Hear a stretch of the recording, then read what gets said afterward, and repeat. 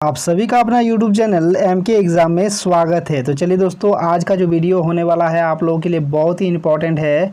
आप लोग अंत तक वीडियो को देखिएगा और आप लोगों का परीक्षा में इसी प्रकार का क्वेश्चन भी दिया जाएगा। तो चलिए पहला क्वेश्चन क्या दिया गया है देखते हैं। यहाँ पर जो आप लोगों का साइंस विषय का ये वीडियो है ये बहुत ही खास होगा आप लोगों के लिए।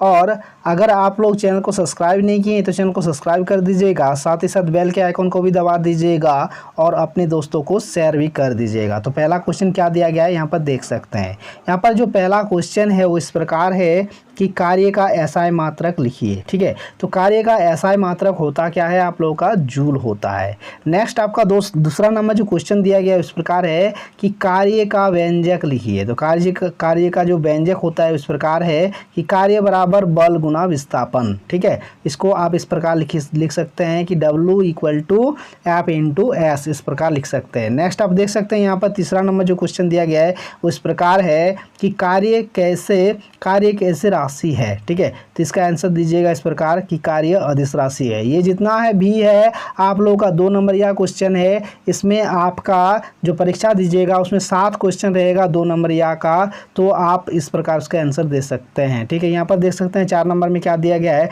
4 नंबर में जो क्वेश्चन दिया गया है इस प्रकार है कि एक जूल कार्य किसे कहते हैं, जूल किस भौतिक राशि का मात्रक है। तो इसका आंसर इस प्रकार दीजिएगा, जब वस्तु 1 न्यूटन का बल लगाने से उसमें 1 मीटर विस्थापन होता है तब उसे 1 जूल कार्य कहते हैं।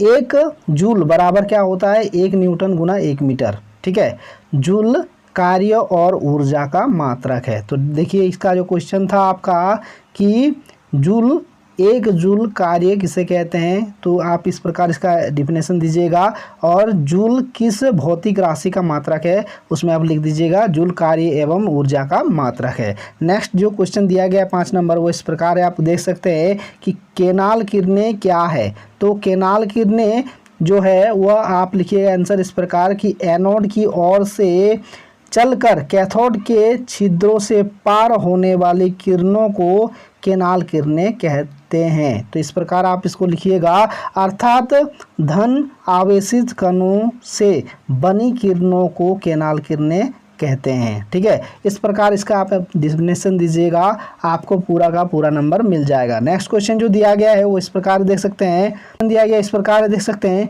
कि यदि किसी परमाणु में 1 इलेक्ट्रॉन और 1 प्रोटॉन है तो उसमें आवेश होगा या नहीं होगा। इसका आंसर दीजिएगा आप नहीं, क्योंकि धन आवेशित एवं ऋण आवेशित की संख्या बराबर होती है। ठीक है, इसका डेफिनेशन इस प्रकार दीजिएगा, आपको नंबर मिल जाएगा। उसके बाद जो नेक्स्ट आपका है 7 नंबर में कि परमाणु उदासीन है, इस तत्व को थॉम्सन के परमाणु मॉडल के आधार पर स्पष्ट कीजिए। ठीक है, तो इसका आंसर इस प्रकार दीजिएगा कि थॉम्सन के अनुसार परमाणु धन आवेशित गोले का बना होता है और इलेक्ट्रॉन उनमें धंसे होते हैं। इलेक्ट्रॉन का कुल ऋण आवेश कुल धन आवेश के बराबर होता है।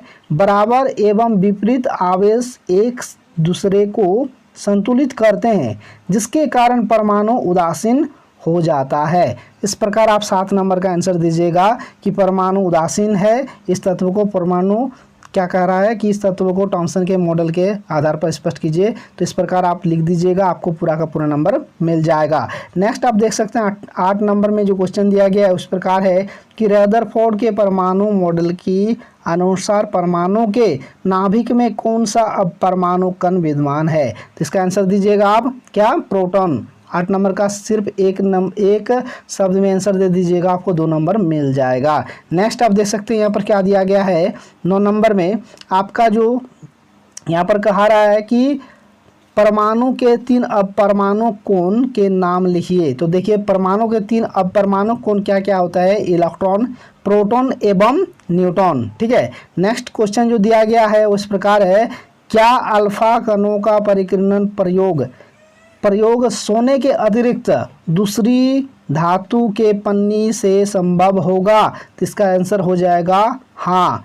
तो वह क्या है, आपका जो आघात वर्ध धातु है, जैसे कि तांबा, चांदी, प्लेटिनियम आदि में भी क्या अल्फा कणों का परिकीर्णन का प्रयोग हो सकता है। ठीक है, नेक्स्ट देख सकते हैं यहाँ पर क्वेश्चन जो दिया गया है वो इस प्रकार है कि परमाणु संख्या किसे कहते हैं। तो इसका आंसर दीजिएगा इस प्रकार कि एक परमाणु के नाभिक में उपस्थित प्रोटॉन की कुल संख्या को परमाणु संख्या कहते हैं। ठीक है, इस प्रकार आप लिखिएगा परमाणु संख्या किसे कहते हैं, तो इसका आंसर इस प्रकार दीजिएगा। नेक्स्ट जो क्वेश्चन दिया गया है इस प्रकार है कि द्रव्यमान संख्या किसे कहते हैं, तो इस प्रकार लिखिएगा उसका आंसर कि द्रव्यमान के नाभिक में उपस्थित प्रोटॉन और न्यूट्रॉनों की कुल संख्या के योग को द्रव्यमान संख्या कहते हैं। द्रव्यमान संख्या किसे कहते हैं, इसका डिफिनेशन इस प्रकार आप आंसर इसका दे दीजिएगा, आपको पूरा का पूरा नंबर मिल जाएगा। नेक्स्ट जो क्वेश्चन दिया गया है उस प्रकार है कि समस्थानिक किसे कहते हैं, तो इसका आंसर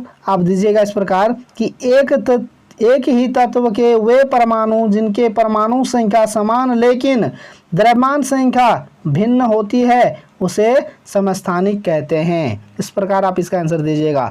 नेक्स्ट क्वेश्चन जो दिया गया है वो है आपका संभारिक किसे कहते हैं, तो संभारिक लिखिएगा आंसर इसका इस प्रकार कि अलग अलग परमाणु संख्या वाले तत्व को जिसकी द्रव्यमान संख्या समान होती है संभारिक कहते हैं। तो इस प्रकार आप इसका भी आंसर दे दीजिएगा। नेक्स्ट जो क्वेश्चन दिया गया है कि समस्थानिक एवं संभारिक में अंतर लिखिए, तो इसका आंसर आप किस प्रकार दीजिएगा, एक तरफ आप लिख दीजिएगा समस्थानिक, दूसरी तरफ आप संभारिक लिख दीजिएगा। पहले समस्थानिक को लिखिएगा, तो समस्थानिक में लिखिएगा क्या, एक नंबर दे के लिखिएगा इनमें परमाणु संख्या समान होती है, दूसरा नंबर में इनमें द्रव्यमान संख्या भिन्न भिन्न होती है, तीसरा नंबर में इनमें एक ही तत्व के दो परमाणु अलग अलग होते हैं अर्थात तत्व अलग अलग नहीं होते। ठीक है, इस प्रकार लिखिएगा। चौथा नंबर में लिखिएगा आप इसमें संयोजी इलेक्ट्रॉन समान होता है, इसमें संयोजी इलेक्ट्रॉन समान होता है। पांचवा नंबर में लिखिएगा एक ही तत्व के सभी समस्थानिक को आवर्त सारणी में एक ही स्थान दिया गया है, तो इस प्रकार आप पांचवा नंबर लिख दीजिएगा। छठा नंबर में जो दिया है कि समस्थानिक के रासायनिक गुण समान होते हैं। नेक्स्ट आपका जो दिया गया है वो इस प्रकार है, देख सकते हैं कि यहाँ पर संभारिक का डिफिनेशन इस प्रकार दीजिएगा कि इनमें परमाणु संख्या भिन्न भिन्न होती है, इनमें द्रव्यमान संख्या समान होती है। उसके बाद 3 नंबर में जो दिया गया है देख सकते हैं कि इनमें दोनों तत्व अलग अलग होते हैं। चौथा नंबर में जो दिया गया है वह इसमें संयोजी इलेक्ट्रॉन भिन्न भिन्न होते हैं। उसके बाद 5वां नंबर में जो दिया गया है उस प्रकार है कि संभारिक को आवर्त सारणी में भिन्न भिन्न स्थान दिया गया है। इसका छठा नंबर इस प्रकार लिख सकते हैं कि संभारिकों के रासायनिक गुण भिन्न भिन्न होता है। तो इस प्रकार आप ये जितने भी क्वेश्चन है सभी का आंसर इस प्रकार आप दे सकते हैं। ये बहुत ही आप लोगों के लिए इंपॉर्टेंट है क्वेश्चंस। अगर आप लोगों को ये वीडियो अच्छा लगे तो चैनल को सब्सक्राइब कर दीजिएगा, साथ ही साथ बेल के आइकन को भी दबा दीजिएगा और दोस्तों के साथ शेयर भी कर दीजिएगा। तो चलिए नेक्स्ट वीडियो में फिर मिलते हैं। थैंक यू, धन्यवाद।